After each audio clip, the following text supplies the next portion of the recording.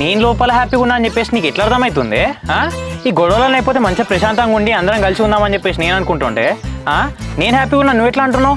అట్లయితే నువ్వు మా అన్నతో గొడవలన్నా ఆపేయి, అప్పుడు అందరం హ్యాపీగా ఉండొచ్చు మనం. అందుకే కదా హైదరాబాద్ పోతా అంటున్నా. ఇక అటు పోయినా అనుకో గొడవలు ఉండవు, ఏముండవు. అయినా మా అన్న ఫోన్ ఉంచుకొని నిన్ను కలవద్దని చెప్పి కండిషన్స్ పెట్టినా నేను అవన్నీ కాదనుకో నిన్ను కలవనీకి వస్తే నువ్వు మాత్రం నన్ను వదిలేసి హైదరాబాద్ పోతా అనుకుంటాను. ఇదేనా బావా ప్రేమ అంటే? అట్లా కాదే, నేను మాత్రం నేను వదిలేసి హ్యాపీగా ఉండగలుగుతాను. చెప్పు, కెరియర్ ఇంపార్టెన్స్ ఇవ్వాలి కదా ఫస్ట్. హైదరాబాద్ జాబ్ కొట్టుకొని వస్తే మంచిగా అందరం కలిసి హ్యాపీగా ఉండవచ్చు. అట్లా కాదు బావా, ఈ గొడవలన్నీ అయిపోయిన తర్వాత నువ్వు హైదరాబాద్ వెళ్ళిపో. సరేనే, నేను ఏదో ఒకటి చేస్తా కానీ ఇంకో మళ్ళీ మీ అన్న వచ్చే టైంకి నువ్వు ఇంట్లో లేకపోతే ప్రాబ్లం అవుతుంది. ప్లీజ్ ఇంటికి పోదాం పద. సర్లే, నువ్వు నాకు చెప్పాల్సిన అవసరం లేదు. వా వెన్నెలా.